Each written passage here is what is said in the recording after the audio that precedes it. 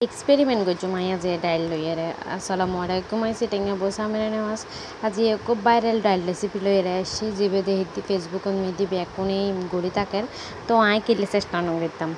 তো প্রথমে ওকে ডেক্সি গরম করিয়ে এবার মিদি তেল ডালি লই এখন দিছন রসুন কুচি দিই তারপর হলো গোড়ামরিচ আড়া চিটেঙ্গা বা সব মিদি লাল মরিচুরা হয়তো গোড়ামরিচ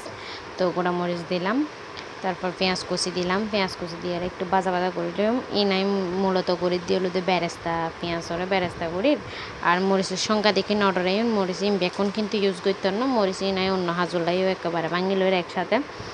তো যখন আর পেঁয়াজ কিন্তু রেডি হয়ে গিয়ে এই মুহূর্তের মধ্যে আস্তে করে লাড়ি সারিয়ে এনে লই ফেলাইম বেরেস্তা মরিচ বেগ কিছু লই না আর একটু অল্প তেল দিয়ে এর মধ্যে আবার বাজে লইম আর পাতলা ডাইল খাই এখন দেখি দি এবে বলে বহুত মজা বেকনো হদ দিবে একবার করি এরা আর অন্য ডাইল খাইতে নাও তো এখন দিয়ে কিলে চেষ্টা করতাম চাইব হল হয় আর আইনটা কিন্তু আবার পাতলা ডাইল এবে বেকনে বেশি পছন্দ করে ইনশাল্লাহ পাতলা ডাইল এবারও রেসিপি একদিন দিও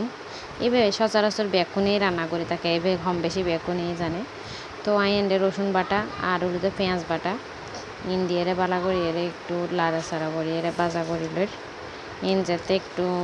কালার চেঞ্জ হয়ে এসে তো এখন একে একে লবণ অল্প পরিমাণে লাল মরিচের গুঁড়া অল্প পরিমাণে হলুদ গুঁড়া আর অল্প পরিমাণে গরম মশলার গুঁড়া দিয়ে ভালো করে হসালিম অনরা চাইলে লাল মরিচের গুঁড়া আর হলুদ মশলা গুঁড়া স্কিপ করি তারণ তবে এন্ডে একটু একটু দিয়ে কালার চেঞ্জ হয়ে পেলাই জন টেস্ট এক এক রকম তো এখন এন্ডে মুসুর ডাল যেন দিয়েছিলাম এগিন দিয়ে ভালো করে লাড়িয়ে সারিয়ে এখন সন এখন বলক উঠি গেই উঠানোর পর এখন অল্প পরিমাণে একটু পানি দিম পানি দিয়ে একটু হসাইম ভালো করে ডাইলিন ফুটন পর্যন্ত অপেক্ষা করছো ডাইলিনের কিছুক্ষণ পর লাড়ি দিবেন যাতে লাগে না যায় যেহেতু এখন ডাইলের পরিমাণ একটু বেশি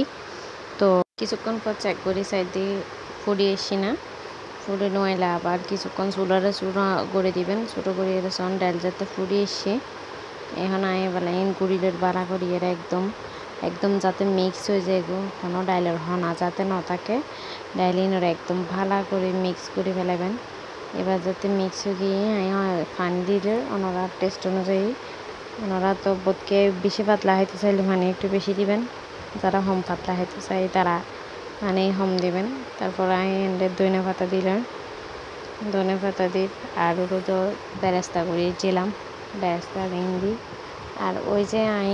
গোড়ামরিচরে বাজিয়েছিলাম এখানে ওরা ভাঙিয়ে মানে চিলি ফ্লেক্সের মতো দিই তবে চিলি ফ্লেক্সটা একটু বেশি গুঁড়ো হয় আর হলুদে হনা হনা তাকে যাতে দেখা যায় এরকম করে দিই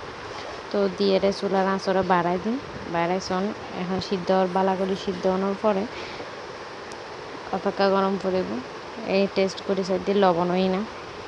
এখন দেখি লবণ একটু কমই তো আমি অল্প পরিমাণে লবণ দিয়ে বাড়া করে লাড়ি দিলাম আর ডাল রেডি এখন সার্ভ করানোর ভাড়া ওনারা দেখতে কোন টেক্সচার এবে যে কীরকম এসি একটু লালচে ভাব এসে তো ওই যে লাল মরিচ গুঁড়া দিলাম এবেলাই ওনারা চাইলেই স্কিপ করে তারণ যে এই পর্যন্ত ওনারা রাঁধিয়ে জানাই ওনারা তো হইলে লাগি আর তো মোটামুটি লাগি ভালো থাকুন সুস্থ থাকুন আল্লাহ হাফেজ।